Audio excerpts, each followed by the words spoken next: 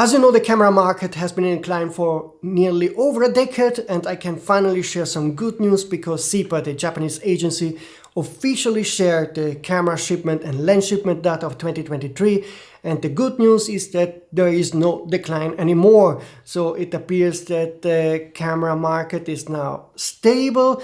There is actually some good news to report because at least the sales in terms of revenue and value did slightly increase, so there's some sign of small recovery. And the one thing that's very important here to understand is that if the camera market has bottomed out, then finally camera manufacturers can plan for proper roadmap, for proper research and release of cameras without having the fear that the camera market will drop any further.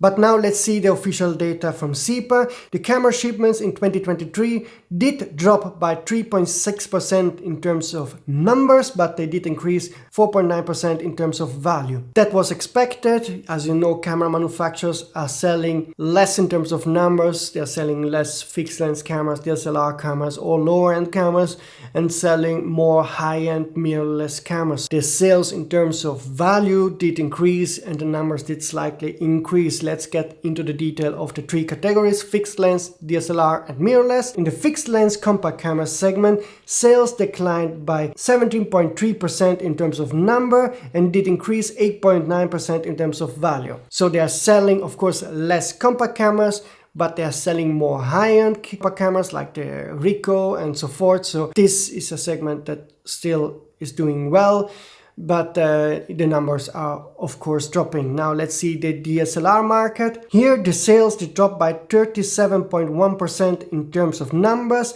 and 34.8% in terms of value. No surprise here, this market is slowly dying out. Canon, Nikon will no more release DSLR cameras, I think. Pentax is only releasing one camera every 3-4 years, and it's only a small updated version of an older DSLR camera, so that's expected. Now let's see the mirrorless segment. Here the sales did increase 18.6% in terms of numbers and 10.9% in terms of value. So the camera market is shifting from DSLR to mirrorless, and that's obviously why we see that increase. And now let's look into the single area starting from Japan. In Japan, mirrorless sales did increase by 20.4% in terms of number, 6.8% in terms of value. In China, mirrorless sales did increase by 39.5% in terms of numbers and 30.5% in terms of value. In Asia, except Japan and China, sales did increase by 14.4% in terms of numbers and 11.7% in terms of value. In Europe, the sales did increase by 1.8% in the mirrorless segment in terms of numbers and 0.5% in terms of value. In North and South America, sales did increase by 20.6% in terms of numbers and 4.6% in terms of value. And what you can see from that data is that China is really driving the sales when it comes to the mirrorless segment with 30% plus. That's quite huge, followed by Japan, the rest of Asia, and the Americas, which mainly means US and Canada. Europe is the only market that is steady and that didn't see a sustainable increase in terms of mirrorless sales. Now let's move on to lenses. Interchangeable lens sales did decrease by 0.9% in terms of numbers and did increase 6.7% in terms of value. In Japan, there was an increase in both numbers and value, 17.9% and 12.5%. In China, the increase was 22.1% and 22.6%. In Asia, except Japan and China, there was a small decrease in terms of numbers, 0.9%, but an increase of 11.1% in terms of value. In Europe, there was quite a big decrease of 70% in terms of numbers and a small decrease of 3.6% in terms of value. In North and South America, there was a decrease of 3% in terms of number and an increase of 1% in terms of value.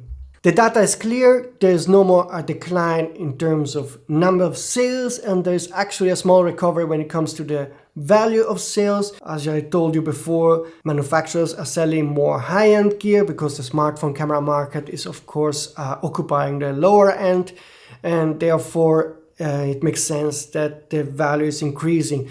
I do believe we really bottom out the market, because some of you might believe that, yeah, smartphones will keep getting better also in the upcoming years, and this downtrend of the camera market might return, and so sales might go down further. But I do believe we reached a point where the choice is no more about going smartphone or camera, mainly because of image quality, but usability and flexibility are now the main factors that will be separating those two markets. And I'm going to explain myself. Usability is an advantage when it comes, of course, if you own a camera, because the camera has a proper button layout, a proper ergonomic that will help you to focus on the photography or cinematography or vlogging you want to do. On a smartphone, usability is always going to be limited, so there is an advantage of owning and making proper work with the camera, mainly because of the usability. That's my opinion. You need a proper tool to get to the shot you want. On a smartphone, it's a bit more tricky.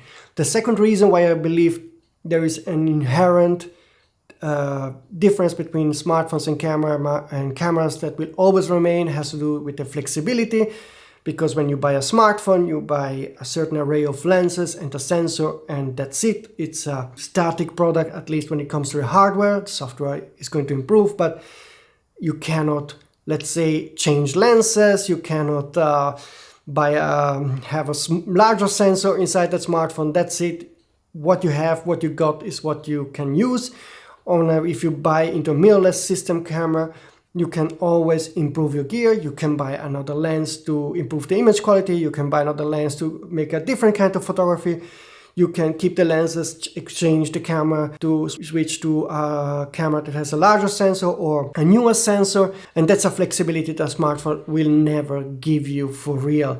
So that's the second reason why I do believe that the camera market will no more decline further. The third reason has to do also with certain niche photography. For example, if you shoot wildlife or sports photography, whenever you need, for example, 200 plus millimeter of range, that's where smartphones really are not capable to take professional, good quality images. Yes, you can go around with some computational stuff, but there are always artifacts when you use computational stuff. So that's something that will never make up for a real photo. But also some other areas like proper fast lenses, proper architectural lenses and so forth. Whenever you need something professional, that's something where a smartphone will always lag behind. Smartphones have their strength when it comes to normal daily photography. Another question is if this means that there will be now an increase of sales in the upcoming years. I don't know. I think there might be a chance that there might be more sales in terms of numbers and value in the next years, but it will be a small increase. We will never go back to the big market we had 10 years ago. The digital camera market will always remain a niche. It might be that it will grow again a bit because younger people want, for example, to step up the game in terms of photography and image quality. So they want to have some kind of camera to take some better shots. For example, Fuji is doing very well because they have built-in cool styles. That is something that are very appreciated by younger people. So I see a value in that. And I also see a value in the fact that you have aesthetically nice cameras that you can carry with you. But also I hope that camera manufacturers will make it more easy for the younger generation to integrate the camera with some sort of smartphone software capabilities, so app support and so forth. But that's something I don't see happening anytime soon. Overall, it's clear. We don't have to be afraid that the camera market will disappear. We don't have to be afraid that every manufacturer will become like Pentax and release only one model every 3-4 years that looks like the older model. Sorry, Pentaxians. I love Pentax. I did own a Pentax, but that's how it is right now with Pentax. I hope that this will change. But for camera manufacturers, I see now not yet a super bright future, but I don't see a dark future. I can see that Sony, Canon, Nikon, all others can now be more relaxed when planning their products release for the next 2-3 years, knowing that the camera market will still be here and will not disappear.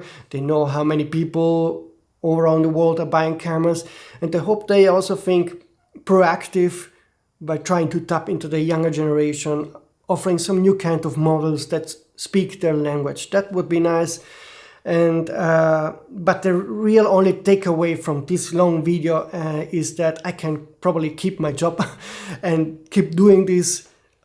I'm excited to talk about new cameras and lenses and new technology, and I was never afraid that the digital camera market would disappear, but it's not nice if you see the camera market dropping, and also the visitors on my channel and on my websites being less and less interested in new gear.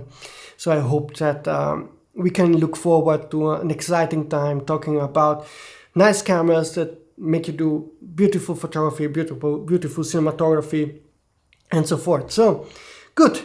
I'm still alive, and the market is still alive. That's good news. See you soon.